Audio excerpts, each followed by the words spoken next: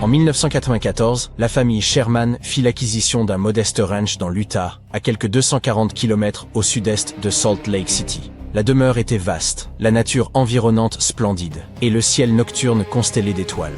Une nuit pourtant, Terry Sherman perçut un bruit singulier provenant de l'extérieur. En sortant, il distingua un loup de taille démesurée, comme il n'en avait jamais vu. Il tenta de l'éloigner puis se lança à sa poursuite, mais les traces se dissipèrent soudain, comme si l'animal s'était évaporé dans les airs. Ce ne fut là qu'un des nombreux épisodes inquiétants et étranges survenus au ranch Skinwalker. Les terres où se situe la ferme furent autrefois occupées par le peuple Ute. Jadis, ils s'opposèrent aux Navajos qui, selon la légende, leur envoyèrent des Skinwalkers. Pour les locaux, un Skinwalker est une sorcière malveillante, capable d'endosser l'apparence de n'importe quel animal ou être humain. Des rumeurs persistent, affirmant que ces entités rôdent encore dans la région. Peut-être la famille Sherman en croisa-t-elle un, mais ce point importe peu. L'apparition du loup gigantesque n'était qu'un prélude. Durant les 2 années suivantes, elle rapporta de mystérieux éclairs lumineux, des objets étranges dans le ciel, des cercles tracés dans les cultures, et des voix énigmatiques semblant flotter au-dessus d'eux. Le plus inquiétant demeurait toutefois les sévices infligés au bétail.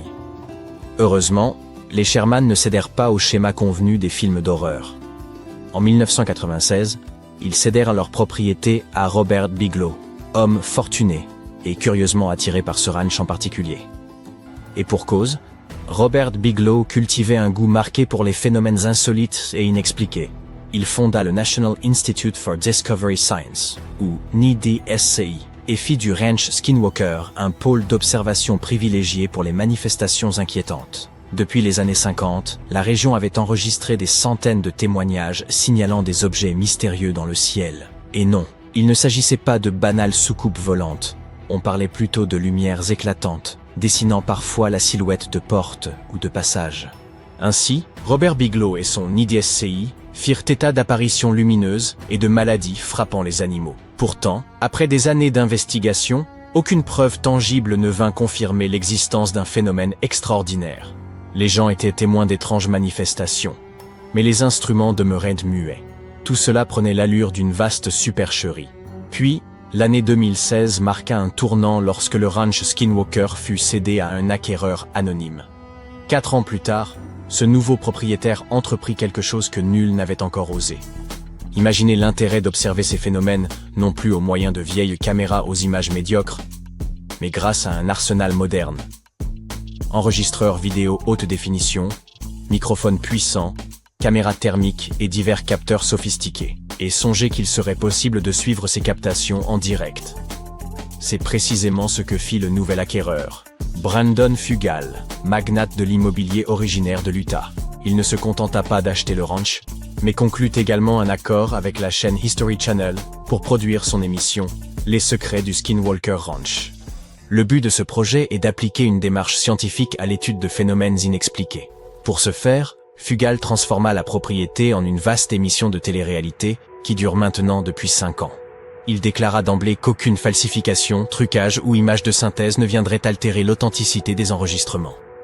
Aucune production traitant de paranormal ne rivalise avec celle-ci quant au réalisme et à l'authenticité.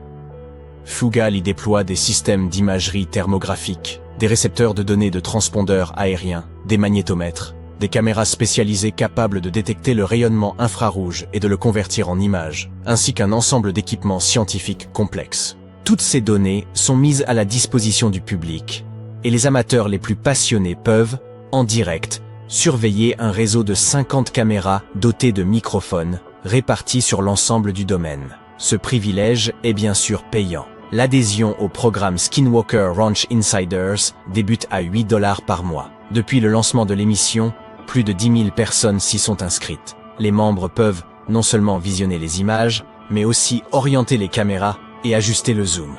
En complément des caméras et des imageurs thermiques, Fugal déploya dans le ciel des lasers spéciaux conçus pour se réfléchir sur toute surface rencontrée. Lorsque l'atmosphère est dégagée, ces faisceaux montent haut dans les airs, et en présence d'un obstacle, ils rebondissent immédiatement. Dans l'un des épisodes, cet arsenal permit de détecter un objet volant demeuré invisible à l'œil nu. Fugal affirma aussi avoir observé d'étranges engins dans le ciel. Pour lui, le ranch Skinwalker devint l'incarnation de la 4e dimension. Un jour, les enregistrements vidéo révélèrent qu'une porte s'était brusquement refermée, sans le moindre souffle de vent. D'autres manifestations inquiétantes concernèrent le bétail. Blessures inexpliquées, mortalité élevée et une multitude d'incidents mystérieux. Chaque épisode des Secrets du Skinwalker Ranch se consacre ainsi à un phénomène distinct et à son investigation. Mais cet appareillage onéreux a-t-il permis de lever le voile sur quelques secrets ou de démontrer l'existence de forces extraterrestres ou occultes? Si une telle découverte avait été avérée, le monde entier en aurait sans doute déjà connaissance. Pour l'heure, il ne s'agit donc que d'un programme captivant pour les passionnés de mystère. Aucune preuve directe de la présence de phénomènes extraordinaires n'a été établie, mais de nombreux événements troublants demeurent inexpliqués, laissant un large terrain à la spéculation et à l'étude. Folklore local, objets aériens, voix étranges, comme celle que j'ai dans la tête, et manifestations inexpliquées semblent se concentrer en ce lieu singulier. Si toutes ces histoires étaient fondées, pourquoi se produiraient-elles précisément ici? Les hypothèses abondent, mais examinons quelques-unes des plus répandues. La première, et sans doute la plus évidente, imaginez une émission populaire générant d'importants revenus, attirant son public par la promesse d'énigmes insolubles. Si l'on en apportait une explication rationnelle, l'audience chuterait et les gains avec elle. Ce raisonnement se tient, mais pourquoi un magnate de l'immobilier disposant d'une fortune de plusieurs milliards chercherait-il à tromper le public? D'autant que l'observation attentive de certains épisodes révèle la sincère passion de Fugal pour ce projet. L'une des hypothèses les plus répandues évoque des visiteurs venus d'autres mondes. Après tout, on parle ici d'objets volants lumineux, d'éclats intenses dans le ciel, d'interférences électriques et d'une faculté à échapper aux objectifs des caméras. Certains avancent même qu'un objet inconnu reposerait dans la montagne voisine du ranch. Et s'il s'agissait d'un vaisseau spatial écrasé il y a des millions d'années et englouti depuis par la montagne? Peut-être émet-il un rayonnement étrange capable de perturber les animaux et de provoquer des hallucinations chez les gens. Une hypothèse séduisante mais somme toute assez convenue. Passons. La théorie suivante, proche de la précédente, ne parle pas d'extraterrestres, mais d'êtres issus d'une autre dimension. Voici la version multivers. Des entités venues d'une réalité parallèle viendraient explorer le ranch avant de repartir. Cette idée expliquerait pourquoi certains objets volants observés ressemblent à des portails, lesquels pourraient perturber le fonctionnement des appareils électriques. Mais elle présente une faille. Pourquoi ces portails s'ouvriraient-ils précisément sur ce ranch isolé et nulle part ailleurs? Étrange choix de destination pour les voyageurs interdimensionnels. L'explication jugée la plus plausible émane d'un neuroscientifique, qui relie toutes les étrangetés du ranch à des forces géophysiques terrestres. Activité sismique, champs géomagnétiques et mouvements des plaques tectoniques peuvent influencer certaines zones du cerveau humain liées aux hallucinations. Les champs électromagnétiques, eux, peuvent perturber le fonctionnement des appareils. Peut-être que lumière spectrale, loup géant sans empreinte et voix venues du ciel ne sont qu'une vaste illusion collective due à une activité sismique accrue. Reste à savoir pourquoi, si tel est le cas, rien de comparable ne se produit ailleurs dans le monde, dans des zones pourtant tout aussi actives. De là découle une autre piste, celle des interférences électromagnétiques. Celles-ci peuvent mettre hors d'usage batteries, drones, microphones, caméras et autres instruments, tout en affectant peut-être aussi le cerveau humain. Mais qu'en est-il des bêtes qui subissent elles aussi ces effets? Trop de questions demeurent sans réponse. Restez à l'écoute. Pouvez-vous prononcer le nom de la capitale aztèque? J'avoue, c'est assez difficile en français, et bien au-dessus de mes compétences. Bon, très bien. Il s'agit de Tenochtitlan. Les villes mayas ont généralement des noms difficiles à prononcer, comme Yaxchilan. Ils doivent donc provenir de la même langue, n'est-ce pas? Eh bien, pas vraiment. Les Aztèques et les Mayas figuraient parmi les peuples mésoaméricains les plus célèbres. Nous parlons de l'actuelle Amérique centrale. Mais ils ne parlaient pas la même langue et n'appartenaient clairement pas à la même civilisation. Les deux peuples ont vécu à des époques différentes. Les Aztèques ont ainsi dominé la région du XIVe au XVIe siècle, ce qui, en Europe, marquait la fin du Moyen Âge. Les Mayas les ont précédés, et les historiens estiment qu'ils ont commencé à bâtir leurs cités-États dès le IIIe siècle, pour atteindre leur apogée dès le Xe siècle. Cela ne signifie pas que les Mayas et les Aztèques n'aient pas eu le moindre contact, mais au moment de ces interactions, les Mayas étaient déjà en déclin. Les Aztèques ont donc davantage commercé avec les descendants des Mayas qu'avec les Mayas eux-mêmes. Les deux civilisations ne vivaient même pas au même endroit. Les Aztèques ont construit leur ville dans le nord de l'actuel Mexique, tandis que les Mayas habitaient au sud, dans la péninsule du Yucatan. Aujourd'hui, cette région fait également partie du Mexique, mais les Mayas occupaient également des parties de l'actuel Guatemala et du Belize. De plus, ils parlaient plusieurs langues. Les Mayas possédaient toute une famille de langues, dont certaines ont survécu jusqu'à nos jours. On estime que 6 millions d'autochtones descendants des Mayas seraient aujourd'hui répartis à travers toute l'Amérique centrale. Au Guatemala, 21 langues mayas sont officiellement reconnues, tandis que plus au nord, au Mexique, le nombre de langues officielles est de 29. Pour les Aztèques, la situation est beaucoup plus simple. Ils ne possédaient qu'une seule langue, le nahuatl. Cette langue compte encore environ 1,5 million de locuteurs natifs, principalement dans le centre du Mexique, ce qui représente plus que toute autre famille de langues indigènes dans la région. Cependant, un locuteur nahuatl ne pourrait pas comprendre un locuteur de langue maya. Les deux langues sont complètement différentes et n'avaient pas le même système d'écriture. Les Mayas étaient plus avancés et utilisèrent des hiéroglyphes, semblables à ceux des anciens Égyptiens. Au lieu de lettres formant des mots, ces anciennes civilisations utilisaient de petites représentations pour figurer un objet ou un concept. Lorsque les Mayas voulaient écrire le mot « jaguar », par exemple, ils tracèrent une petite image de l'animal. Leur système d'écriture comptait plus de 800 caractères de ce type, constituant un véritable alphabet hiéroglyphique complexe, bien plus complexe que notre manière moderne d'écrire. Comparativement, les Aztèques utilisaient des pictogrammes et des idéogrammes, des dessins élaborés représentant des objets, des animaux ou des concepts. Bien que visuellement impressionnants et nécessitant des peintres hautement qualifiés, ces symboles n'étaient pas aussi systématisés que les hiéroglyphes mayas et servaient davantage de mnémonique que de véritables systèmes d'écriture phonétique. On pourrait donc dire que les Mayas étaient en plus avancés en matière de langue écrite. Ils possédaient le seul système d'écriture entièrement développé du continent américain avant l'arrivée des premiers Européens. Toutefois, sur le plan culturel et économique, les deux sociétés étaient assez similaires. Aucune des deux n'utilisait d'animaux de trait pour l'agriculture et le transport. La clé de voûte de leur agriculture, vous l'aurez deviné, c'était le maïs. Christophe Colomb fut le premier à rapporter cette céréale en Europe en 1493. Les Mayas cultivaient également le tournesol, la vanille et le coton. Les Aztèques produisaient du piment, des haricots et des courges. Pour toute viande, ils se contentèrent de poissons et de crevettes, tandis que les Mayas élevaient des dindes, comme nous le faisons aujourd'hui avec nos poulets. La société aztèque était composée de nobles et de roturiers, tous dirigés par un empereur. Les Mayas vivaient principalement dans des cités-États indépendantes, chacune gouvernée par une famille royale. Ces deux civilisations se passaient entièrement de véhicules à roues. Les marchands aztèques parcouraient l'Amérique centrale en transportant leurs marchandises sur leur dos, ce qui n'était guère confortable. Contrairement à nos routes modernes, les leurs étaient bien plus étroites puisqu'elles n'étaient destinées qu'aux piétons. Les Mayas utilisaient un réseau routier similaire, incluant également des canoës qu'ils taillaient dans de grands troncs d'arbres. Cependant, ils ne s'éloignaient que rarement des côtes. Un canoë maya moyen mesurait 15 mètres de long, soit la taille d'un de nos voiliers contemporains. Les Mayas échangeaient des marchandises de variées, allant du sel aux perles. Ils considéraient de la viande comme un produit de luxe, tout comme l'or, le cuivre et la turquoise. Et quelle monnaie utilisaient-ils selon vous ? Certainement pas du métal et encore moins du papier, mais des fèves de cacao qui avaient un prix fixe sur le marché, ce qui en faisait un moyen de paiement idéal.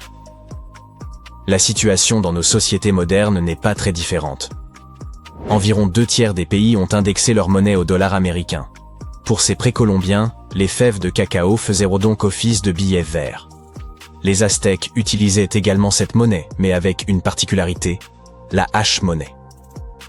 Une hache valait ainsi 8000 graines de cacao. On peut imaginer que leur bureau de change devait être un fameux bazar. En ce qui concerne les minéraux, le jade était très prisé dans les deux cultures. Les Mayas et les Aztèques fabriquaient des outils et des ornements à partir de ce matériau. Ils croyaient que le jade apportait grâce et longévité à son porteur, et leur mine de jade se trouvait dans l'actuel Guatemala. Vous vous souvenez de cette ville au nom imprononçable? La fondation de la capitale aztèque nous révèle beaucoup sur le système de croyance de cette culture. Selon la légende, leur dieu leur aurait ordonné d'ériger une ville à l'endroit où ils verraient un aigle perché sur un cactus, tenant un serpent dans ses serres. Ils auraient observé cette scène sur une île du lac Texcoco, et y auraient bâti leur cité. Si vous cherchez cet endroit sur une carte de l'actuelle Amérique centrale, il vous suffit de localiser Mexico. C'est l'emplacement même de l'ancienne capitale aztèque, nommée ainsi en référence au peuple mexicain, un autre nom pour les Aztèques. La ville était construite sur de petites îles artificielles et excédait légèrement la superficie de l'aéroport d'Heathrow. Les Mayas, quant à eux, n'avaient pas de capitale unique comme nous l'entendons aujourd'hui. Leur civilisation s'étendait sur une quarantaine de villes, chacune comptant de 5 à 50 000 habitants. Aujourd'hui, ces sites seraient considérés comme de petites villes rurales. Toutefois, le nombre total de cités mayas n'est pas encore exhaustif, les archéologues continuant de découvrir de nouveaux sites au cœur des jungles de la péninsule du Yucatan. Récemment, des chercheurs ont mis au jour un nouveau site dans le sud-est du Mexique et l'ont baptisé Ocomtún, en référence au mot maya désignant les multiples colonnes de pierre qu'ils y ont découvertes. Autrefois, cette ville faisait partie des basses terres centrales mayas, une région aujourd'hui recouverte d'une épaisse jungle. Les Mayas ont abandonné leur peuplement dans cette région aux environs des 8e et 9e siècles. Les historiens ne s'accordent pas sur les raisons de cet abandon soudain, certains évoquant la surpopulation, d'autres l'effondrement de leur route commerciale. Quoi qu'il en soit, les villes mayas du Nord ont perduré. Et leurs descendants étaient encore présents lorsque les Européens en ont fait la rencontre plusieurs siècles plus tard. Les Aztèques étaient également présents dans l'actuel Mexique à cette époque. Mais le contact avec les colons européens leur fut fatal, en raison de l'épidémie de variole qui l'ont amené avec eux. Cependant, l'héritage de cette culture perdure encore aujourd'hui. Chaque fois que nous utilisons des mots comme avocat, chili, guacamole, chocolat et coyote, nous faisons revivre le nahuatl, la langue des Aztèques. Ces mots se retrouvent dans presque toutes les langues du monde. Les mots mayas, quant à eux, ont également influencé l'anglais moderne. Les linguistes soutiennent ainsi que le mot « shark », requin donc, proviendrait du maya « exauce », utilisé pour désigner un poisson. Les deux civilisations ont laissé derrière elles des pyramides au style très similaire. Le seul indice permettant de les différencier est que l'on retrouve aujourd'hui beaucoup plus de ruines mayas qu'aztèques. Enfin, en ce qui concerne le maïs, une histoire circule parmi les descendants des Mayas selon laquelle leur récolte était accomplie au moyen de maïs sonneuses-batteuses. Époustouflant, non? Bon, d'accord. Ça, je l'ai inventé. Mais vous vous en doutiez, n'est-ce pas? Il fait chaud sous les tropiques. Une chaleur encore inconnue des hommes à bord des navires Nina, Pinta et Santa Maria, dirigés par l'explorateur italien Christophe Colomb. Cela fait des mois que ces hommes ont quitté leur ville natale d'Europe. Jusqu'alors, ils ne connaissaient pratiquement que celle-ci. Une tâche ardue, voire dangereuse, leur a été confiée. L'Espagne s'est attachée les services de Christophe Colomb dans le but de trouver un nouveau passage occidental vers l'Asie. Elle avait besoin de ces nouvelles routes à des fins commerciales, notamment pour faciliter l'achat d'épices. Mais la tâche était loin d'être aisée. Franchir l'océan ne l'est jamais vraiment. Ces marins étaient-ils loin de se douter que leur vie allait changer à jamais? Terre en vue, a dû crier quelqu'un à bord. Mais lorsqu'ils ont enfin posé le pied sur cette nouvelle contrée étrange, ils ont découvert qu'ils n'étaient pas en Asie. Ils avaient débarqué aux Amériques. Tu as probablement déjà entendu cette histoire. Historiquement parlant, Christophe Colomb est parvenu aux Amériques en 1492. Mais que se serait-il passé si le navire de Christophe Colomb avait essuyé une violente tempête dans l'océan Atlantique et n'avait jamais atteint le Nouveau Monde? À quoi ressemblerait notre histoire moderne? Tout d'abord, il faut savoir que personne n'a découvert quoi que ce soit ici. Lorsque nous disons que les Amériques ont été découvertes, nous ignorons en quelque sorte les millions de personnes qui se trouvaient déjà là. Les Amériques n'ont été découvertes que du point de vue de l'Ancien Monde. Christophe Colomb n'aurait véritablement découvert quelque chose que s'il avait été confronté à des hectares et des hectares de terre déserte à son arrivée. Mais ce n'était pas du tout le cas. Deuxièmement, Christophe Colomb n'a pas été le premier explorateur à débarquer aux Amériques. Crois-le ou non, les Vikings ont approché les côtes américaines dès le Xe siècle. Leurs expéditions ont été documentées et reconnues par les spécialistes. Voici ce qui a pu se passer. Vers l'an 1000 de l'ère chrétienne, l'explorateur viking Leif Erikson a navigué jusqu'à un endroit baptisé Vinland. C'est un joli nom, n'est-ce pas? Il s'agit aujourd'hui d'une région du Canada, connue sous le nom de Terre-Neuve, mais son équipage ne sera pas resté bien longtemps. À leur arrivée, ils ont rencontré une dizaine d'autochtones qui faisaient la sieste sous leur canoë renversé. Ils ont bien tenté de commercer avec eux, mais on peut supposer que les Vikings n'étaient guère amicaux, et que le courant n'est pas vraiment passé avec ces proto-américains. Le récit de cette rencontre par les Vikings montre qu'ils redoutaient leur infériorité numérique et se sentaient constamment menacés. Et qu'ils ont donc pris la mer pour retourner sur leur terre d'origine. Plutôt logique, non? Comme on l'a dit précédemment, des millions de personnes vivaient sur ce gigantesque continent américain. Tout étranger s'y trouverait donc forcément encerclé. Maintenant, regarde à quoi ressemblait l'Amérique du Nord avant l'arrivée de l'ami Christophe. Elle n'était pas divisée en États, comme nous la figurons aujourd'hui. Et si Christophe Colomb n'était jamais arrivé, les États-Unis n'auraient probablement jamais été unifiés. Après tout, des milliers d'Amérindiens vivaient sur ces terres au sein de leur propre tribu. Et ils étaient très différents des Européens. Il serait inexact de penser qu'il n'existait aucun système politique en Amérique avant l'arrivée des Européens. Il s'agit simplement de comprendre qu'ils étaient différents de ceux auxquels nous sommes aujourd'hui coutumiers.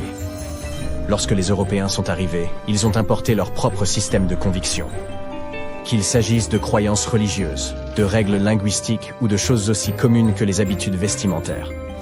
Si les Amériques s'étaient développées seules, leur conception de la mode serait peut-être radicalement différente aujourd'hui. Les Européens avaient déjà un goût prononcé pour la mode lorsqu'ils sont parvenus dans l'ouest du globe. Ils portèrent des vêtements tels que ceux-ci ou encore ceux-là. Mais cela n'est guère commode sous les tropiques, n'est-ce pas? Pour eux, la mode était liée à la démonstration d'un certain niveau de richesse. Alors qu'en Amérique, cela n'existait pas encore. Pour les Amérindiens, les vêtements étaient principalement fonctionnels et liés aux intempéries. Dans les climats plus chauds, les Amérindiens portaient des vêtements courts, destinés à couvrir leurs parties intimes. Ils vivaient torse nu et portèrent des chaussures appelées mocassins. Et oui, très semblables à nos mocassins contemporains. Dans les climats plus froids, ils revêtirent des manteaux de cuir et de fourrure. Bien sûr, il y avait toujours des vêtements spéciaux à but purement cérémoniel. On peut donc supposer que si Christophe Colomb n'avait jamais mis les pieds en Amérique, des marques telles que Gap, Hollister et Forever 21 n'auraient jamais vu le jour. Mais nous aurions pu nous en accommoder, n'est-ce pas? Voici une idée incongrue. Supposons qu'au XVIIIe siècle, les Amérindiens s'aient développé des compétences complexes en matière d'ingénierie. Ils auraient construit de grands bateaux, peut-être à peine plus petits que les navires européens traditionnels, et auraient une idée de s'aventurer sur les océans. Mettons que ce soit eux qui soient arrivés sur les côtes européennes, dans des contrées comme l'Espagne et le Portugal. Ils emporteraient avec eux des cadeaux et des marchandises en vue de faire du commerce, bien entendu. Pareilles offrandes étaient d'ailleurs une pratique courante chez eux, connue sous le nom de potlatch. Bien sûr, ils seraient accueillis avec méfiance par les Européens, qui n'auraient alors jamais commercé qu'avec l'Afrique et l'Asie. Mais avec cette rencontre inversée, un autre type de relation s'instaurerait entre Amérindiens et Européens. Les Européens n'ayant jamais revendiqué la propriété des Amériques, les habitants de la Nouvelle Terre ne leur seraient aucunement considérés comme inférieurs. En fait, ils se trouveraient même sur un pied d'égalité, chacun fort de son propre pouvoir et de ses propres connaissances. Les Amérindiens enseigneraient aux Européens un nouveau type de gouvernement, bien plus décentralisé. Nos structures gouvernementales modernes pourraient donc se révéler très différentes. Les Européens pourraient alors décider que 5 ans de pouvoir exécutif c'est quand même bien long, et mettre en place des élections plus fréquentes pour des mandats plus brefs. Le paysage des villes européennes s'en trouverait également bouleversé. Au lieu d'énormes statues de cuivre et de bronze, figurant des hommes naviguant vers les Amériques, peut-être les Européens érigeraient-ils des totems, en l'honneur de leur alliance avec les premiers Américains. En matière de connaissances médicinales, les échanges seraient fructueux. Tandis que les Européens progressaient dans la médecine dite traditionnelle, les Amérindiens avaient développé une connaissance impressionnante des plantes, capables de guérir toutes sortes de choses. En un rien de temps, les Européens se retrouveraient à vendre différentes variétés de plantes dans leurs pharmacies. Ils se heurteraient toutefois à un obstacle de taille, la langue. Les Européens n'étant jamais parvenus aux côtes américaines, ils n'auraient jamais enseigné leur langue aux Amérindiens. Dans ce scénario, les deux cultures auraient peut-être fait appel à leurs meilleurs linguistes pour tenter de créer une nouvelle langue commune. Quelque chose qui pourrait être en mesure de saisir tous les concepts de leurs deux visions du monde. Les implications de ce phénomène sur la vie moderne seraient vraiment profondes quand on y pense. Supposons que cette langue nouvellement créée comporte des symboles et des dessins. Les Amérindiens racontaient souvent des histoires à l'aide de symboles appelés pictogrammes. Ceux-ci étaient même parfois très littéraux.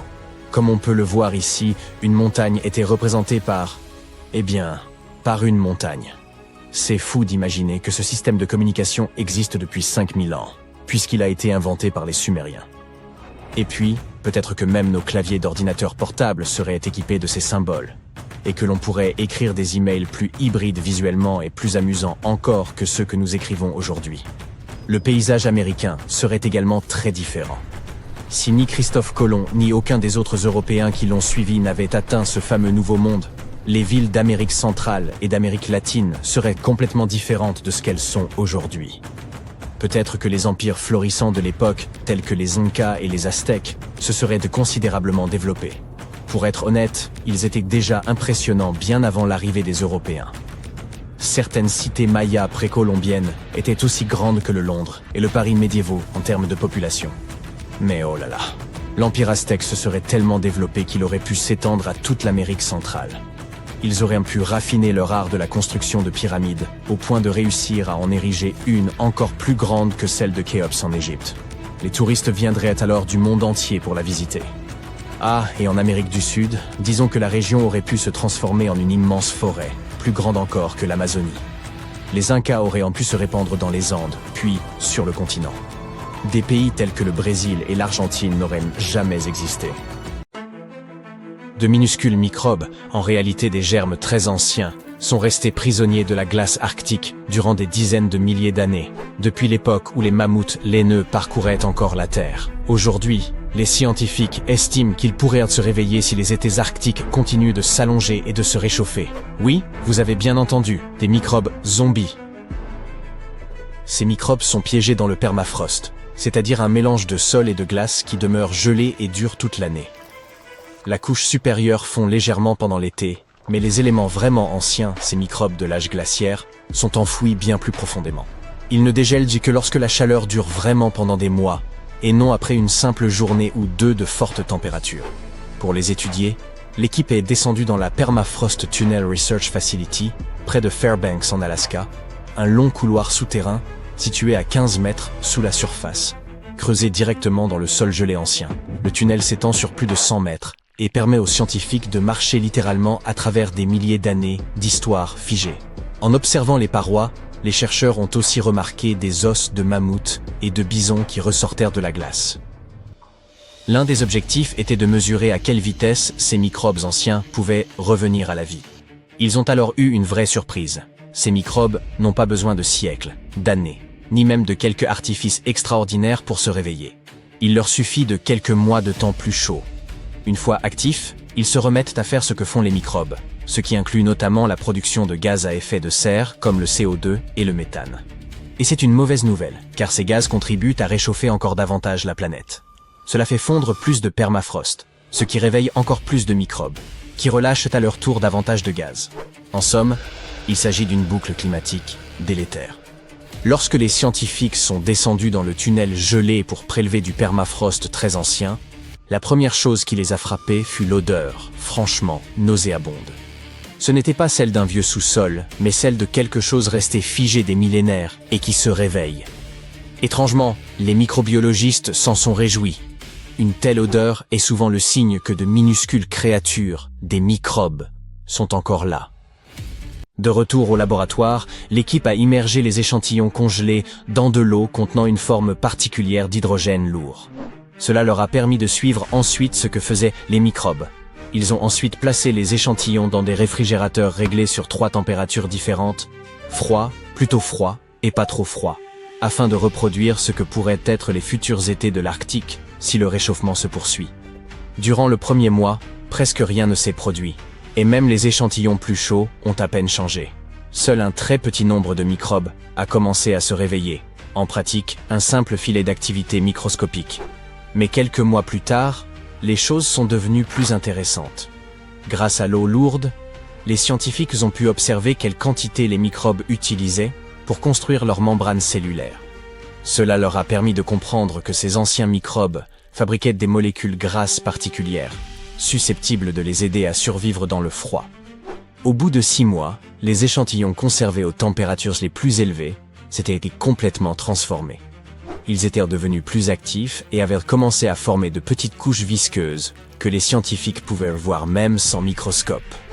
L'ensemble de la communauté microbienne n'était pas très diversifié.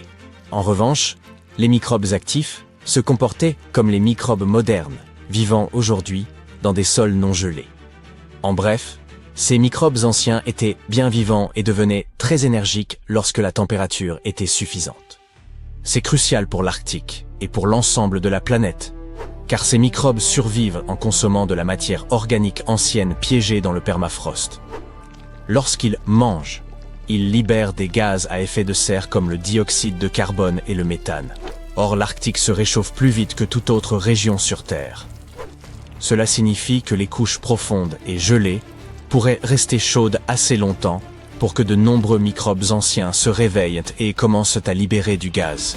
À l'heure actuelle, le pergélisol nordique contient environ 2 fois plus de carbone que toute l'atmosphère. Si une grande partie de ce carbone est relâchée, cela pourrait accélérer le réchauffement de la planète. Cela peut entraîner des conséquences dramatiques, en déclenchant toute une chaîne de changements majeurs et en affectant pratiquement tout sur Terre. Les phénomènes météorologiques extrêmes se produiront plus souvent avec des ouragans plus violents, des pluies plus intenses, des vagues de chaleur plus longues et des incendies de forêt plus vastes. Le niveau des océans montera aussi, ce qui inondera les côtes et mettra des agglomérations en danger. Les animaux, les plantes et des écosystèmes entiers pourraient être affectés. Certaines espèces peinant à survivre et les chaînes alimentaires se dégradant. Les populations du monde entier devront alors faire face à des famines, des sécheresses et des infrastructures dévastées. Revenons à nos microbes zombies. L'étude ne les a observés que dans un seul endroit en Alaska. Or, il existe d'énormes étendues de permafrost partout dans le monde. En Alaska, au Canada, en Sibérie et dans bien d'autres régions. Et les microbes de chaque zone pourraient réagir différemment à mesure que le climat se réchauffe. Les scientifiques ont donc encore beaucoup de travail à accomplir pour comprendre ce qui nous attend ensuite. Vous vous posez sans doute la question, des virus anciens pourraient-ils nous infecter? En réalité, la plupart des microbes anciens gelés dans le permafrost sont totalement inoffensifs. Ce sont comme de vieilles bactéries qui ne s'occupent que d'interagir avec d'autres minuscules organismes du sol. Mais les chercheurs craignent qu'une petite partie de ces germes congelés puisse être capable d'infecter des humains, des animaux ou des plantes. Et si cela arrivait, nos corps ne les reconnaîtraient probablement pas du tout, puisqu'ils sont gelés depuis l'époque des mammouths. En clair, il n'existe pas de solution magique pour notre système immunitaire dans ce cas précis. Les risques que cela se produise augmentent pour plusieurs raisons. D'abord, l'Arctique se réchauffe presque 4 fois plus vite que le reste de la planète. Des étés plus longs et des températures plus élevées signifient une fonte plus rapide du permafrost, donc plus de matières anciennes qui se réveillent. Par ailleurs, l'industrie pourrait commencer à y creuser davantage. Les entreprises exploiteront plus de mines, foreront plus de pétrole, et les navires emprunteront de nouvelles routes. Toute cette activité ouvre un sol qui restait autrefois solidement gelé. Cela accroît la probabilité que quelqu'un ou quelque chose tombe sur un ancien germe tout juste réveillé. Que se passerait-il alors, concrètement? Nous pourrions nous retrouver face à différentes zoonoses, c'est-à-dire des germes capables de passer de l'animal à l'homme. Cela s'est déjà produit. Des carcasses de rennes dégelées ont libéré de l'anthrax, une maladie rare et grave, qui a ensuite infecté les gens et les bêtes. Heureusement, nous savons comment traiter l'anthrax. Mais que se passerait-il si quelque chose d'encore plus ancien se réveillait? De plus, nos systèmes immunitaires pourraient en être sans défense. Si un virus n'a pas circulé depuis des dizaines de milliers d'années, nos corps d'aujourd'hui se diront « c'est quoi, ce truc ?» Pas d'anticorps, pas de mémoire, rien. Mais le plus inquiétant, c'est que nous ne savons pas ce qui se cache là-dessous. Les chercheurs pensent que le permafrost pourrait conserver des milliers de milliards de microbes gelés, dont beaucoup que nous n'avons jamais vus. Certains seraient sans intérêt, et d'autres pourraient être très dangereux. Alors, que se passerait-il si l'un de ces virus finissait par dégeler? Le monde ferait face à une catastrophe telle que personne n'en a jamais connue auparavant. Ça ne ressemblerait pas à une épidémie ordinaire, mais plutôt à quelque chose sorti d'un film d'horreur. D'abord, le virus serait totalement nouveau, et nos systèmes immunitaires ne le reconnaîtraient certainement pas. Cela veut dire qu'il se propagerait très rapidement en passant d'une personne à l'autre. Personne ne saurait à quoi s'attendre. Il pourrait provoquer des maladies étranges, des fièvres soudaines, ou même quelque chose de bien plus dangereux, aussi effrayant que les maladies affrontées autrefois. Les scientifiques qui creusent dans le permafrost cherchent déjà des traces de ces maladies anciennes, donc ce scénario n'est pas impossible. Une fois libéré, le virus ne resterait pas longtemps localisé. Avec les déplacements des gens et l'afflux des compagnies minières et maritimes dans l'Arctique en plein réchauffement, l'infection pourrait passer d'un petit village arctique à des villes majeures du monde entier en quelques jours. Les hôpitaux se rempliraient rapidement et le personnel médical manquerait d'équipements. Les compagnies pourraient fermer et les approvisionnements alimentaires subir de graves perturbations si le virus touchait le bétail ou les cultures. Les transports risqueraient de s'interrompre presque totalement. Alors qu'ils recherchaient la tombe perdue de Cléopâtre, des archéologues ont fait une découverte qui semblait presque irréelle. À environ 13 mètres sous terre, sous un temple égyptien en ruine, apparaissait un tunnel parfaitement droit, creusé dans le grès massif. Long de plus de 1300 mètres, il présente une précision telle que les spécialistes l'ont décrit comme un véritable miracle géométrique. Le tunnel se situe sous l'ancienne cité de Taposiris Magna, à l'ouest d'Alexandrie, près de la côte méditerranéenne de l'Égypte. L'équipe qui l'a découvert a méthodiquement retiré des couches de pierre et de débris avant d'atteindre ce passage d'environ 2 mètres de hauteur, taillé proprement dans la roche. Aucune trace d'effondrement ni de courbe irrégulière, seulement une précision remarquable. Si vous avez déjà essayé de percer un trou parfaitement droit dans un mur et échoué en quelques secondes, imaginez accomplir cela sous terre sur près d'1 kilomètre. Les anciens bâtisseurs ne disposaient ni de GPS, ni de laser, ni d'outils modernes de mesure. Pourtant, le tunnel demeure étonnamment nivelé sur toute sa longueur. Cela montre qu'ils maîtrisaient pente, angle et distance bien au-delà d'une simple construction empirique. Aujourd'hui encore, les ingénieurs s'appuient sur des machines pour atteindre une telle précision sous terre. Les anciens comptaient sur le savoir, la répétition et la patience. Certaines sections du tunnel sont aujourd'hui sous l'eau ou effondrées, probablement après plusieurs séismes survenus dans la région il y a des siècles. Selon certains experts, il aurait autrefois relié le temple à des sources d'eau ou à des zones rituelles plus proches de la mer. Les archéologues ont aussi remarqué que ce tunnel égyptien reproduisait exactement celui d'Eupalinos en Grèce, considéré comme l'un des grands exploits d'ingénierie de l'Antiquité, ce qui rend la découverte encore plus remarquable. Dans la Grèce antique, des passages souterrains reliaient les temples à des sources sacrées. Les déplacements dans l'espace, sous terre comme à la surface, suivaient parfois des parcours symboliques destinés à rejouer les mythes et les voyages des dieux. Un tel tunnel pouvait représenter un chemin vers l'au-delà, la renaissance ou une transition divine. Il est peu probable qu'un ouvrage aussi exigeant ait été construit pour un simple décor. Lors de fouilles antérieures, les archéologues ont d'ailleurs découvert de nombreux artefacts, des pièces portant les noms et visages de Cléopâtre VII et d'Alexandre le Grand, des figurines, des statues de divinités, une momie à la langue faite d'or, ainsi qu'un vaste cimetière rempli de momies de style gréco-romain. Ce tunnel d'une géométrie parfaite n'est pas un exploit isolé. Non loin de là, des archéologues sous-marins au large d'Alexandrie ont mis au jour une découverte digne d'un récit de croisière royale. Un bateau de plaisance vieux de 2000 ans qui naviguait autrefois sur le Nil. Il ne s'agissait pas d'un simple bateau de pêche, ni d'une barge de transport. L'embarcation atteignait probablement plus de 35 mètres de long, pour environ 7 mètres de large, avec une cabine décorée et près d'une vingtaine de rameurs, transformant le fleuve en véritable palais mobile. Il ne s'agit pas d'une hypothèse sortie de nulle part. Un géographe grec de l'Antiquité, Strabon, évoquait déjà ce type de navire vers le 1er siècle avant notre ère. Il décrivait des embarcations somptueuses utilisées par la royauté lors de fêtes et de cérémonies à Alexandrie. Pendant longtemps, les historiens ont cru à une exagération littéraire. Puis, l'épave est apparue et Strabon a soudain semblé moins un conteur qu'un témoin. L'art antique confirme aussi ces descriptions.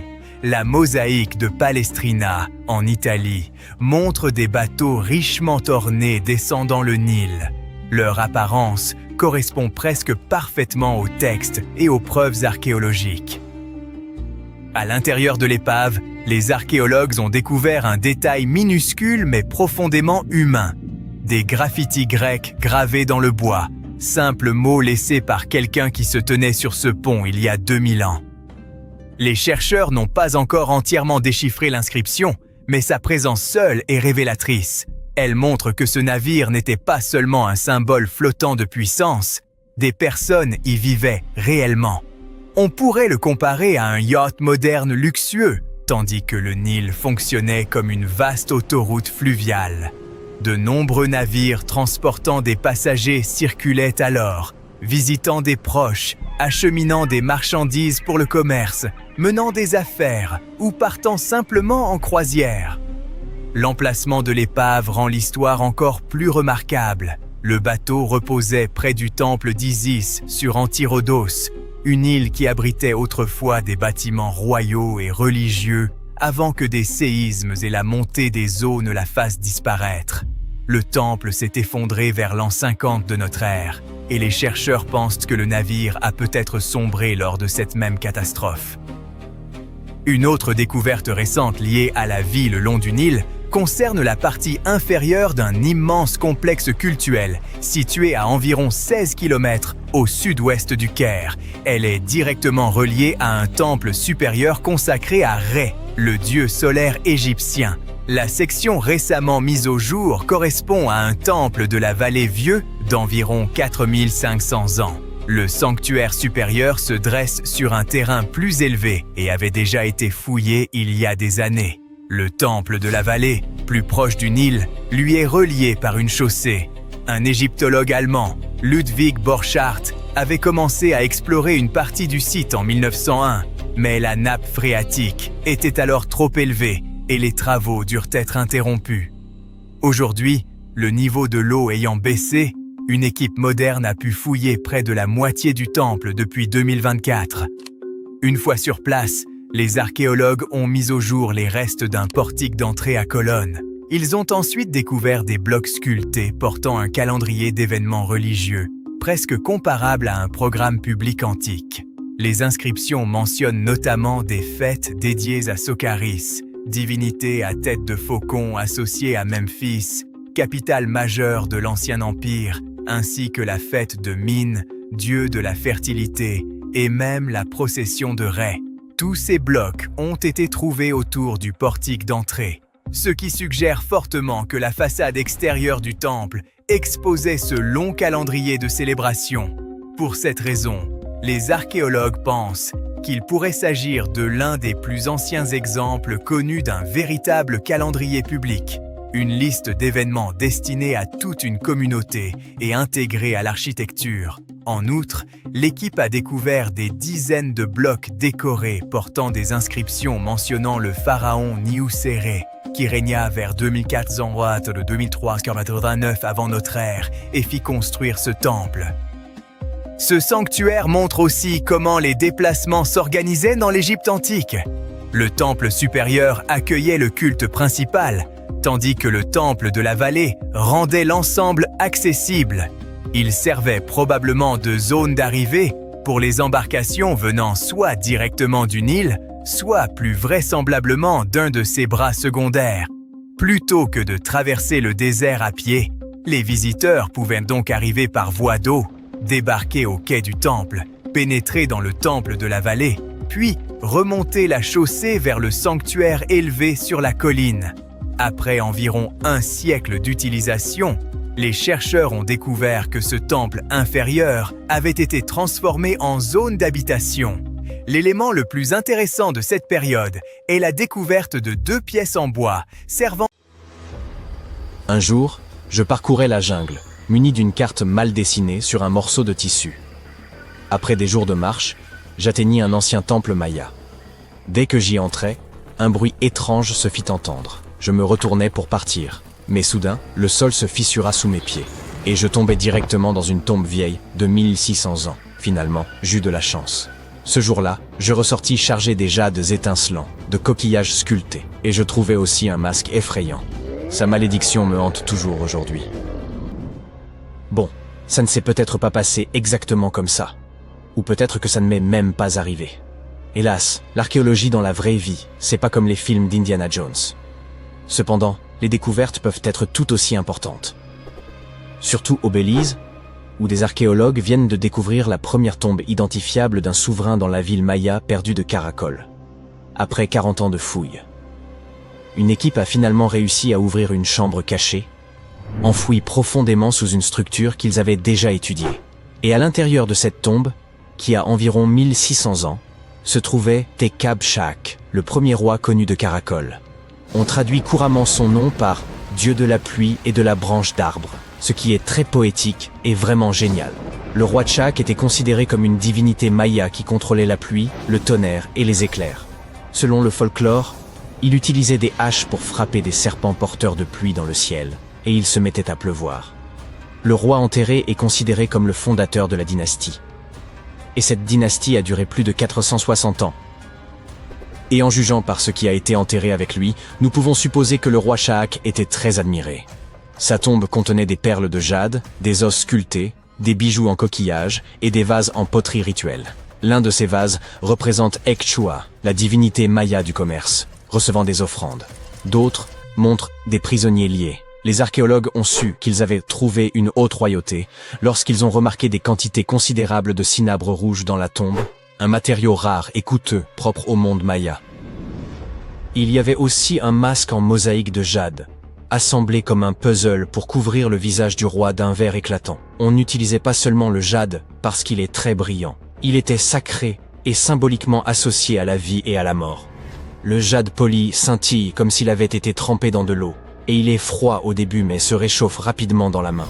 Pour les anciens mayas, cette qualité faisait du jade une substance vivante, respirante. Et pour cette raison, il possédait une grande importance religieuse et spirituelle. Les mayas l'associaient au souffle de la vie, à la royauté, à l'éternité. Couvrir de jade le visage de quelqu'un montrait à quel point cette personne était importante. Le masque du roi Shak n'a pas encore été examiné correctement, mais un autre masque célèbre, celui du roi Pakal, est lui constitué de plus de 346 fragments de jade vert. Un travail méticuleux. Mais ce qui est peut-être le plus fascinant, symboliquement à propos de ce roi, c'est qu'il était vieux, pas seulement parvenu au bout d'une longue vie, mais vieux au point d'être édenté. Pour nous, cela signifie qu'il ne sait pas bien nettoyer les dents. Parce que non, on ne perd généralement pas ses dents simplement en vieillissant, à condition qu'on maintienne une bonne hygiène bucco-dentaire et qu'on ait les soins adéquats. D'un autre côté, selon les légendes mayas, les édentés possédaient des pouvoirs spirituels. Les dirigeants et les chamans servaient d'intermédiaires entre les différents royaumes, et dans l'art, les divinités âgées ou du monde souterrain étaient souvent représentées sans dents. Et puisqu'on parle de monde, la cosmologie maya divisait l'univers en 3 couches. Le monde du haut était le domaine des dieux. Le monde du milieu était celui des hommes. Il reposait sur le dos d'une tortue ou d'un caïman géant et était entouré d'une mer primordiale. Et en dessous se trouvait le monde d'en bas, connu sous le nom de Xibalba, un royaume sombre et complexe, peuplé d'esprits et d'ancêtres. Et certaines personnes, notamment les dirigeants, les chamans et les anciens, étaient censés se déplacer entre ces mondes. Notre roi était un dirigeant, portait un nom de type divin et était un ancien édenté. Son niveau de puissance devait être incommensurable. Mais ce n'est pas tout. Voici le plus inquiétant. La tombe était enfouie sous une autre tombe, découverte en 1993. Les archéologues enquêtèrent sur une autre sépulture lorsqu'ils ont réalisé qu'une autre chambre était cachée en dessous. Une cachette intéressante. Remarquablement, ça a fonctionné. Pendant plus de 1600 ans, personne ne l'a trouvée. Cela fait de la tombe de Tekab Chahak la première jamais découverte à Karakol, qui puisse être définitivement liée à un souverain connu, grâce aux hiéroglyphes, au contexte funéraire et aux artefacts. Si vous n'êtes pas fan de géographie ou d'histoire, vous n'avez probablement jamais entendu parler de Karakol.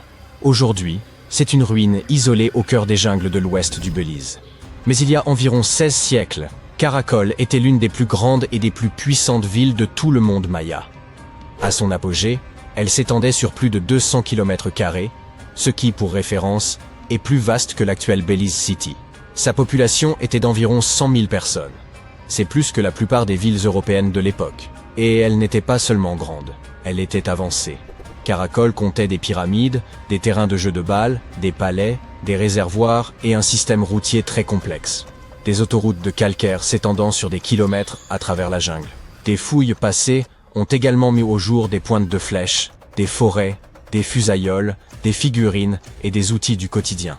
La tombe de Tekab Chahak est l'une des 3 tombes principales trouvées dans l'acropole nord-est. Celle-ci est située près de Kahana. Le complexe architectural central de Karakol est l'un des plus hauts bâtiments construits par l'homme au Belize jusqu'à aujourd'hui. Il atteint une hauteur impressionnante de 43 mètres et comporte plusieurs étages où l'on trouvait l'élite et les temples. Mais même avec cette taille, trouver des tombes n'est pas du tout chose facile. La plupart ont déjà été pillées. Nous ne savons pas ce qui se cache encore là-bas. Et dans certaines zones, creuser risque de causer de dégâts. C'est pourquoi il a fallu des décennies aux chercheurs pour finalement trouver quelque chose d'intact. Toutefois, ils ont répertorié plus de 850 sépultures et 175 tombes à Karakol au cours de leur mission qui a duré 4 décennies. L'une des premières tombes, datant d'environ 350 de notre ère, est une sépulture par crémation contenant des artefacts rituels tels que des lames en obsidienne, des pointes de lance et des stylets de céramique associés au Mexique central. Si vous êtes archéologue, cette ville sera pour vous mine d'or historique. Mais les mines d'or historiques s'accompagnent souvent de mises en garde. Par exemple, n'entrez pas, le plafond pourrait vous tomber dessus. De plus, même si les scientifiques sont enthousiastes à propos de cette découverte, le roi est probablement agacé s'il peut réellement voyager entre les différents mondes. Alors, qu'est-ce qu'on fait maintenant que le repos éternel du roi a été perturbé? En ouvrant et en entrant dans la tombe de Tekab Chahak, les archéologues ont pénétré dans un lieu sacré censé rester fermé. Les tombes mayas n'étaient pas simplement des trous dans le sol avec un cercueil joliment taillé. Elles étaient scellées comme des coffres cosmiques, fermés avec de la pierre, de la terre, et parfois des rituels de fermeture élaborés. L'idée, c'est qu'une fois refermé, ce que la tombe contenait ne devait plus être touché. L'archéologie à Karakol et dans d'autres villes mayas nous ont bien prouvé tout ça. Des couches épaisses et impénétrables, des offrandes définitives et des débris soigneusement déposés signifiant clairement que nul ne devait pénétrer à l'intérieur. Les archéologues d'aujourd'hui les traitent encore ainsi. Ils travaillent selon des lois et des protocoles stricts et font montre du plus grand respect pour ce que tout cela représentait pour les bâtisseurs d'origine. Cependant, il est étrange de penser à la mythologie et de se demander si Chahak va hanter les archéologues. Je suppose que nous verrons bien. Il ne devrait pas avoir peur. Il est vieux et n'a pas de dents. Peut-être qu'il les embêtera avec de la pluie. Après tout, il tient son nom d'une divinité pluvieuse, et nous ne connaissons toujours pas sa véritable puissance. Les Mayas étaient une civilisation fascinante, et leurs structures comptent encore parmi les plus mystérieuses que l'on puisse trouver. Bien qu'ils aient été isolés du monde connu, ils ont également construit des pyramides sans grue, cartographié le ciel nocturne sans télescope, et ils savaient comment enterrer un roi. Karakol est plein de secrets. Une tombe cachée sous une autre tombe, un roi édenté avec un masque effrayant, et le nom d'une divinité, c'est presque incroyable. Et étonnamment, on continue aujourd'hui de faire des découvertes. Alors peut-être qu'il n'est finalement pas trop tard pour moi. Mais d'abord, voyons un peu les conséquences de cette malédiction, d'accord? Un jour, je parcourais la jungle, muni d'une carte mal dessinée sur un morceau de tissu. Après des jours de marche, j'atteignis un ancien temple maya. Dès que j'y entrais, un bruit étrange se fit entendre. Je me retournai pour partir, mais soudain, le sol se fissura sous mes pieds, et je tombai directement dans une tombe vieille de 1600 ans. Finalement, j'eus de la chance. Ce jour-là, je ressortis chargé des jades étincelants, de coquillages sculptés, et je trouvais aussi un masque effrayant. Sa malédiction me hante toujours aujourd'hui. Bon, ça ne s'est peut-être pas passé exactement comme ça.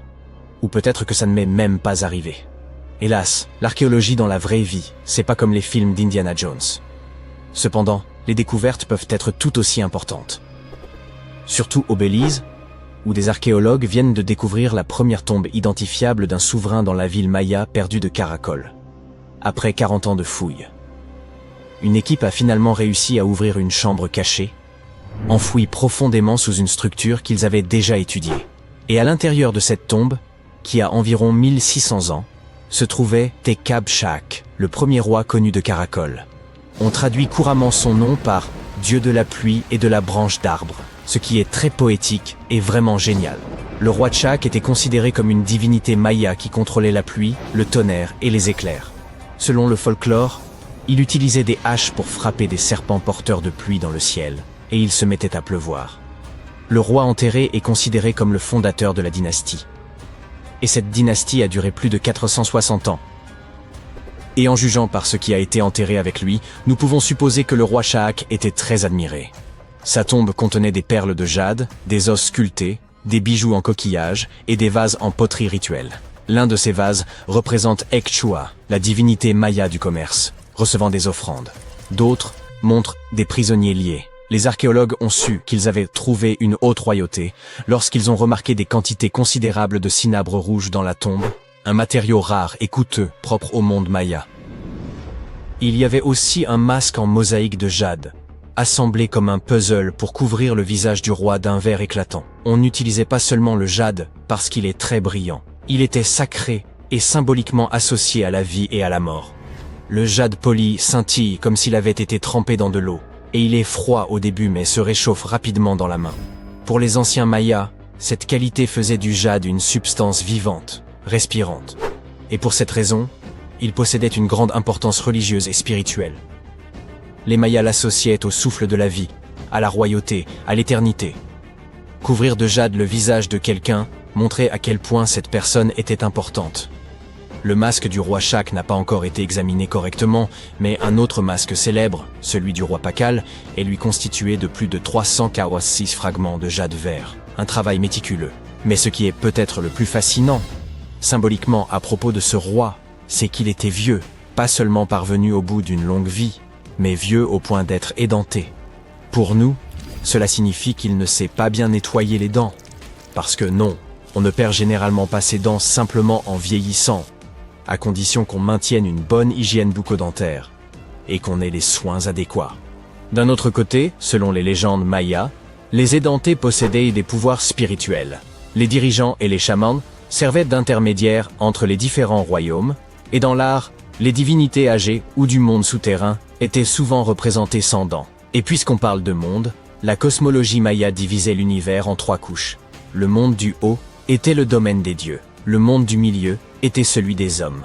Il reposait sur le dos d'une tortue ou d'un caïman géant et était entouré d'une mer primordiale. Et en dessous se trouvait le monde d'en bas, connu sous le nom de Xibalba, un royaume sombre et complexe, peuplé d'esprits et d'ancêtres. Et certaines personnes, notamment les dirigeants, les chamans et les anciens, étaient censés se déplacer entre ces mondes. Notre roi était un dirigeant, portait un nom de type divin et était un ancien édenté. Son niveau de puissance devait être incommensurable.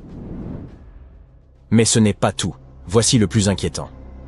La tombe était enfouie sous une autre tombe, découverte en 1993.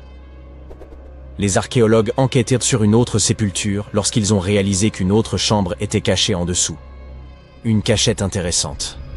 Remarquablement, ça a fonctionné. Pendant plus de 1600 ans, personne ne l'a trouvée.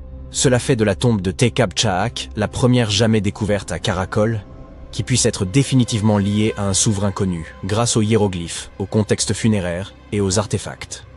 Si vous n'êtes pas fan de géographie ou d'histoire, vous n'avez probablement jamais entendu parler de Caracol. Aujourd'hui, c'est une ruine isolée au cœur des jungles de l'ouest du Belize. Mais il y a environ 16 siècles, Caracol était l'une des plus grandes et des plus puissantes villes de tout le monde maya. À son apogée, elle s'étendait sur plus de 200 km², ce qui, pour référence, est plus vaste que l'actuelle Belize City. Sa population était d'environ 100 000 personnes. C'est plus que la plupart des villes européennes de l'époque. Et elle n'était pas seulement grande, elle était avancée. Caracal comptait des pyramides, des terrains de jeux de balle, des palais, des réservoirs et un système routier très complexe. Des autoroutes de calcaire s'étendant sur des kilomètres à travers la jungle. Des fouilles passées ont également mis au jour des pointes de flèches, des forêts, des fusailloles, des figurines et des outils du quotidien. La tombe de Tekapchak est l'une des 3 tombes principales trouvées dans l'acropole nord-est. Celle-ci est située près de Kahana. Le complexe architectural central de Caracal est l'un des plus hauts bâtiments construits par l'homme au Belize jusqu'à aujourd'hui. Il atteint une hauteur impressionnante de 43 mètres et comporte plusieurs étages où l'on trouvait l'élite et les temples.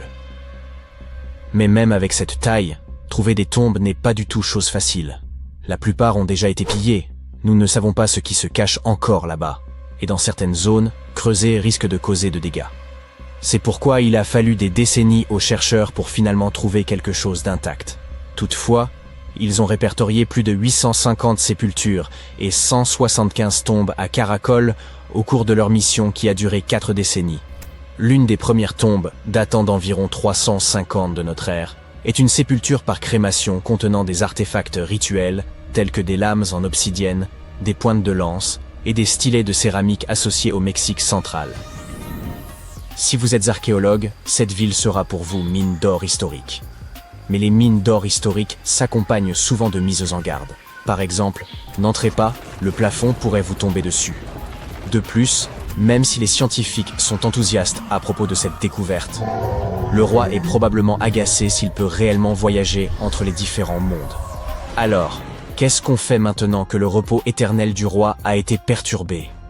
En ouvrant et en entrant dans la tombe de Tekapchak, les archéologues ont pénétré dans un lieu sacré censé rester fermé.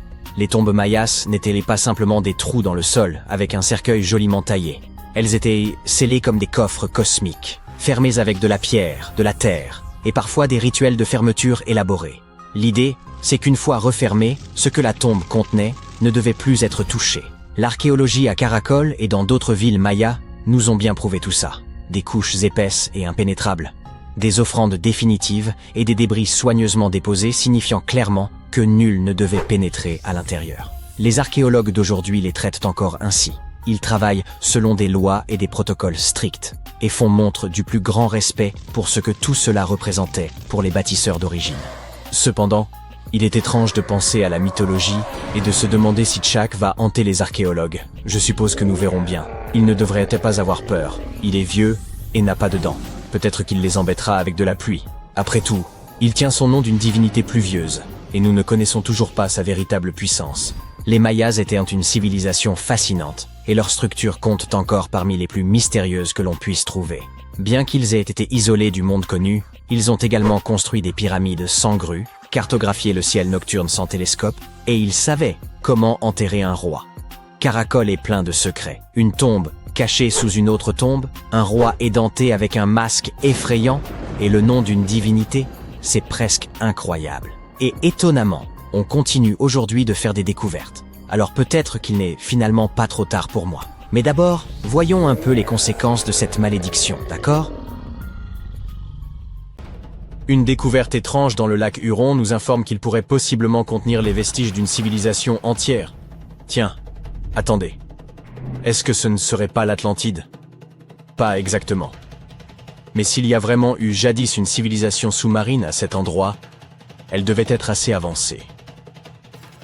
Il y a environ 10 000 ans, 2 petits fragments d'un outil de pierre se sont détachés et sont tombés par terre sans que personne ne s'en aperçoive. Ils sont restés enterrés là pendant des milliers d'années, jusqu'en 2013. Puis des scientifiques ont remonté un petit morceau de boue de la taille d'une brique de lait depuis le fond du lac Huron, à 30 mètres sous la surface. Dans la boue, ils ont trouvé ces 2 éclats faits d'obsidienne. Un verre volcanique noir et brillant qui se forme lorsque la lave se refroidit rapidement. Après des tests précis, ils ont réalisé que ces éclats provenaient du centre de l'Oregon, ce qui représente une assez longue distance, environ 4000 km.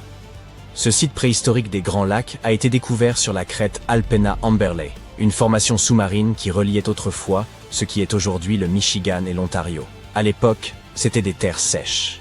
Les premiers humains y construisirent des pièges pour animaux, le caribou par exemple. L'ère glaciaire s'éteignait et bientôt, les grands lacs commencèrent à se former.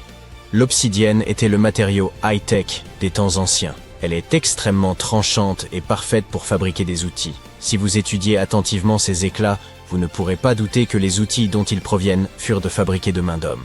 La façon dont ils ont été taillés évoque un travail des plus minutieux. Ces anciennes populations ne fabriquaient donc pas seulement des outils élémentaires, ils avaient également accès à de l'obsidienne venue de contrées extrêmement lointaines. On pense en conséquence qu'il existait déjà à l'époque un immense réseau commercial. Depuis plus d'un siècle, des gens émettent l'hypothèse que des sociétés anciennes pourraient avoir existé sous les Grands Lacs, mais personne n'en a jamais eu la preuve. C'est pourquoi les travaux sur ce site archéologique submergé sont si importants. Une équipe de chercheurs tente depuis plus de 10 ans d'en apprendre davantage sur ces ruines vieilles de 10 000 ans et sur la civilisation qui les aurait laissées derrière elles. L'eau glacée du lac Huron a agi comme une capsule temporelle qui a permis de préserver des choses pendant des milliers d'années.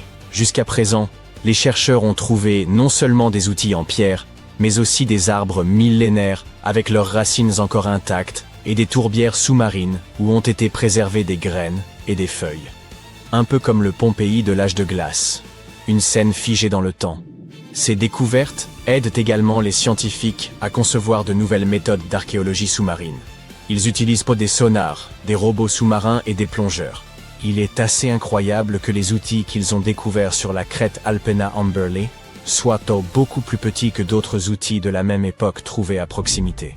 Cela pourrait indiquer qu'un groupe différent de personnes vivait ici et qu'ils avaient leur propre mode de vie. Même les tourbières qu'ils ont trouvées, qui datent d'environ 9500 ans, recèlent des secrets.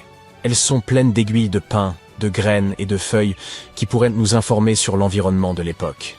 D'ordinaire, ce genre de choses se décompose rapidement, mais l'eau froide et douce les a préservées. L'équipe du Michigan collabore avec des scientifiques basés à Cambridge, en Angleterre, pour extraire l'ADN de ces restes.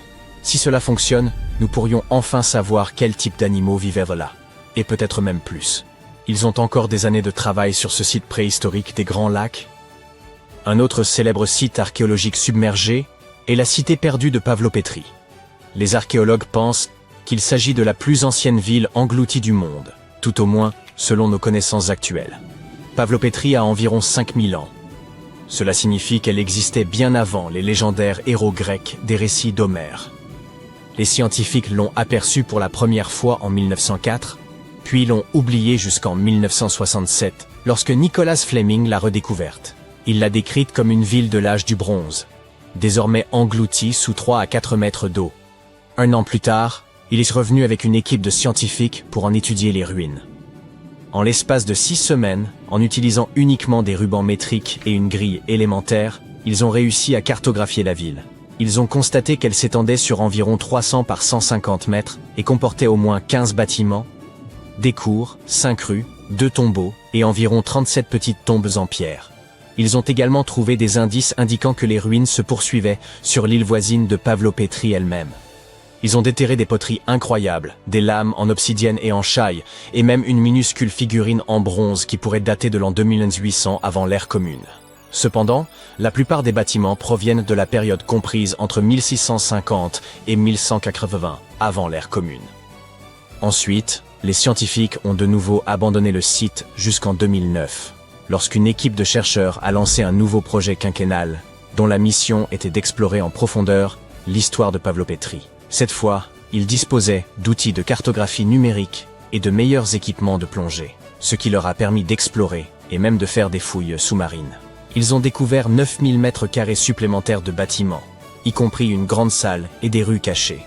De plus, ils ont déterré d'autres poteries qui leur ont indiqué que des gens avaient vécu là entre 3000 et 1100 avant l'ère commune, et que la ville comptait une population de 500 à 2000 personnes.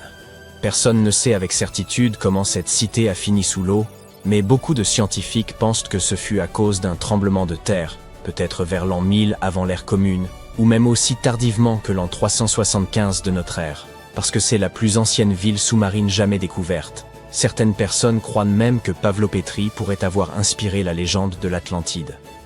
Un autre prétendant au titre d'Atlantide se trouve près du Japon. En 1986, un plongeur local explorait les eaux près des îles Ryukyu, lorsqu'il découvrit une structure géante faite de marches parfaitement formées et aux bords tranchants. Elle se trouvait à 25 mètres sous l'eau. Aujourd'hui, le monument Yonaguni reste l'un des sites sous-marins les plus mystérieux de la planète. La structure mesure presque la moitié d'un terrain de football, environ 50 mètres de long et 20 mètres de large. Elle ressemble à une immense pyramide de pierre, avec des plateformes superposées et des marches empilées les unes sur les autres. Personne ne sait vraiment d'où elle vient, ni qui l'a construite. Certains experts pensent que le monument pourrait avoir plus de 10 000 ans, ce qui le rendrait plus ancien que les pyramides égyptiennes. Une théorie suggère qu'il pourrait s'agir des derniers vestiges d'une civilisation perdue portant le nom de Mu, une société mythique du Pacifique similaire à l'Atlantide. D'autres pensent que c'est un peuple ancien, qui vivait au Japon, dès l'an 12 000 avant notre ère, le peuple Jomon, qui l'aurait construite. Mais de nombreux scientifiques et géologues sont sceptiques quant à cette possible civilisation sous-marine. Même si Yonaguni possède des passages étroits, des ouvertures en arc et des angles droits, qui ressemblent presque à des pâtés de maison. Ils disent que le site ressemble davantage à une formation rocheuse naturelle, comme la chaussée des géants en Irlande du Nord, par exemple.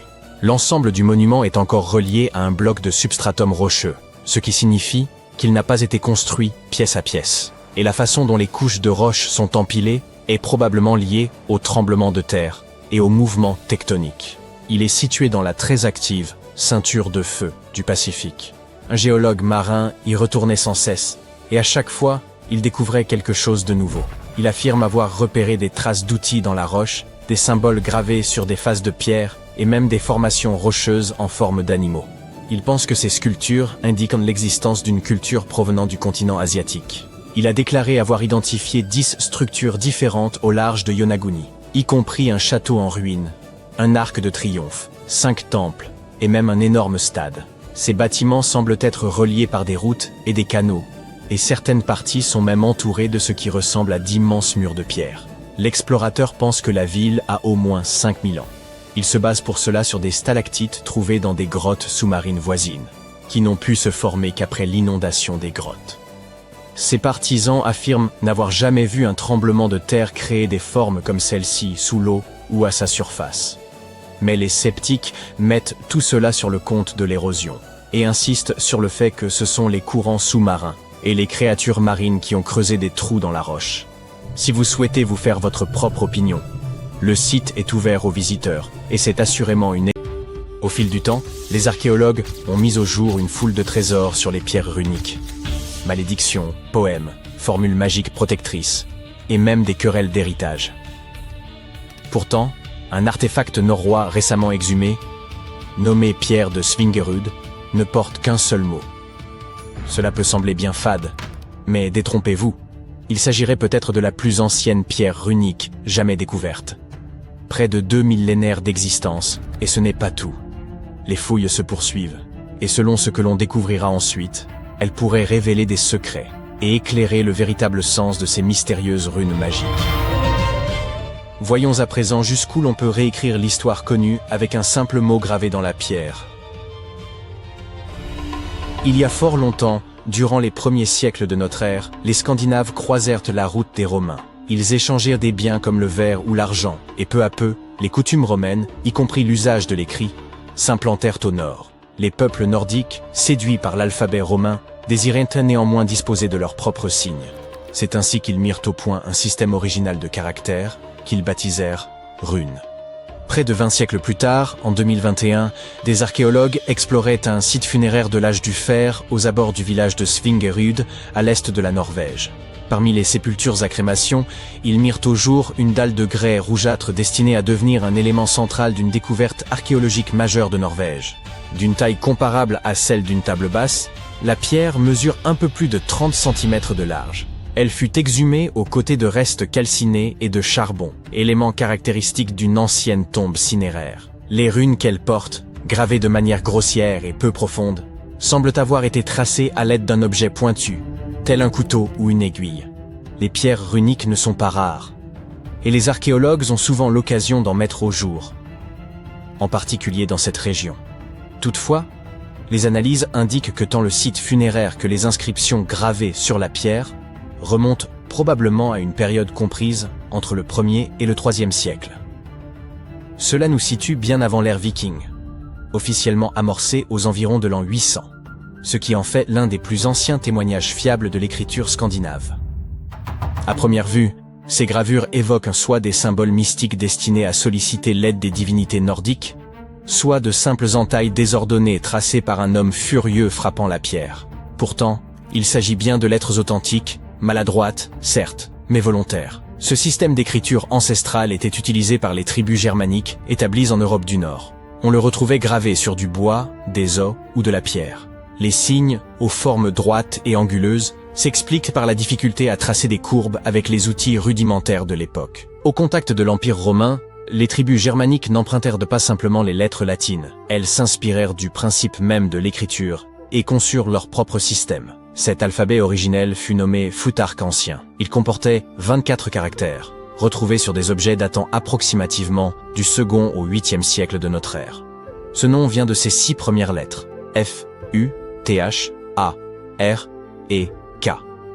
Chaque rune possédait probablement un nom reflétant le son qu'elle représentait. Ainsi, la rune associée au son A s'appelait Ansuz. Cependant, nul contemporain ne nous a laissé de guide expliquant ces noms. En vérité, la capacité à les lire fut perdue durant des siècles, jusqu'à ce qu'en 1865, le linguiste norvégien Sophus Bugge les déchiffre, en recoupant divers indices. Il étudia les alphabets runiques postérieurs ainsi que des poèmes anciens faisant mention des runes, à la manière d'un enquêteur reconstituant un portrait à partir de témoignages épars. Pour de nombreuses runes, notamment les plus anciennes du Futhark ancien, le sens demeure incertain et sujet à débat. Elles n'étaient pas connues du grand public, comme en témoigne le fait que seules environ 350 inscriptions nous soient parvenues. Ce manque de diffusion évolua lorsque le proto-norrois se transforma en vieux norrois, la langue des redoutables vikings. L'alphabet fut alors simplifié. Les 24 runes initiales furent réduites à 16, donnant naissance au Futhark récent, bien plus largement utilisé. Les runes n'étaient point pas destinées à la rédaction d'ouvrages ou à la tenue de chroniques quotidiennes. On les retrouvait gravées sur des pierres tombales, des armes ou divers objets usuels. On estime qu'elles servaient à marquer une possession, honorer un défunt, transmettre un message succinct ou encore offrir une protection magique. À leur début, certaines runes revêtaient sans doute une valeur spirituelle ou rituelle particulière. Un aspect fascinant des pierres runiques réside dans leur usage fréquent à des fins d'autopromotion ou de vantardise. Un peu comme un ancien statut publié sur un réseau social, mais gravé dans la pierre. L'un des exemples les plus parlants est une pierre du XIe siècle commandée par un certain Wigmund, qui s'y désigne lui-même comme « le plus malin des hommes ». Il précise même qu'il était capitaine de navire et s'est assuré que nul n'ignore ses faits de son vivant. Dans le poème norrois Havamal, Odin raconte s'être suspendu à l'arbre du monde durant 9 nuits, transpercé d'une lance afin d'acquérir la connaissance des runes. Cela illustre la puissance mystique que l'on attribuait à ces signes. Il n'est donc guère surprenant que le mot « rune » dérive d'un terme proto-germanique signifiant « secret » ou « murmure ». On dit souvent que les mots détiennent un pouvoir, et pour les anciennes tribus germaniques, ce pouvoir revêtait une véritable dimension magique. Voilà pourquoi il importe de savoir à quel moment cette magie est née, et la pierre de Svingerud peut nous éclairer, car il ne s'agit pas seulement de connaître la date de son inscription, mais aussi d'en comprendre le contenu, l'emplacement et le contexte. Le lieu de sa découverte constitue déjà un site archéologique majeur, renommé pour ses trouvailles remarquables, notamment le célèbre casque de Geirmundbu, seul casque viking jamais retrouvé en Norvège. La pierre avait été déposée dans une fosse de crémation, aux côtés des restes d'un adulte et de quelques effets personnels. Grâce à l'analyse du charbon et des fragments osseux, les chercheurs ont pu déterminer son ancienneté, en recourant à la datation au radiocarbone.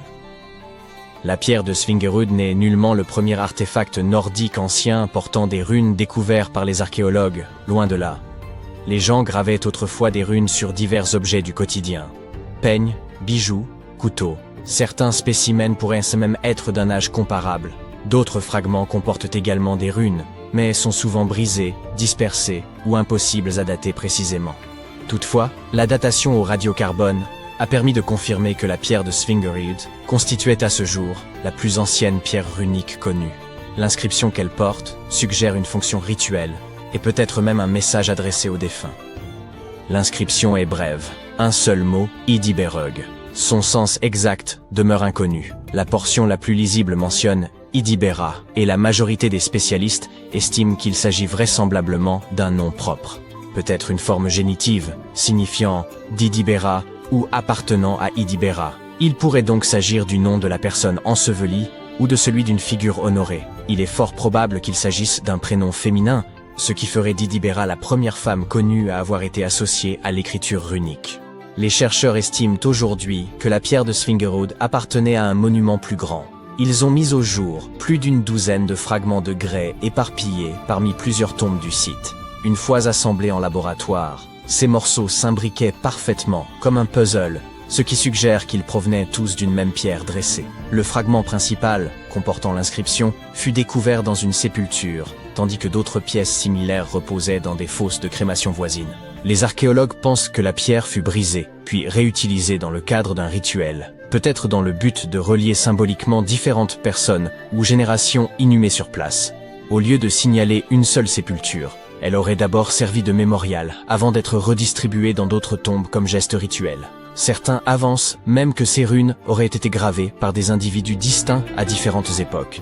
Modeste en apparence, la pierre de Svingerud n'en demeure pas moins un jalon essentiel. Étant la plus ancienne pierre runique connue dans un contexte archéologique sécurisé, elle pourrait éclairer les origines mêmes de l'écriture dans le nord de l'Europe. Cette découverte norvégienne montre que les runes étaient déjà associées au rituel, à la mémoire, et peut-être aussi aux femmes. Et si elles ne constituent qu'un fragment d'un monument plus vaste, alors ce que nous en connaissons n'est qu'un aperçu. De tels artefacts redéfinissent notre compréhension de la période pré-viking, et avec un peu de chance, d'autres pierres suivront, peut-être même l'œuvre d'une autre femme graveuse de runes.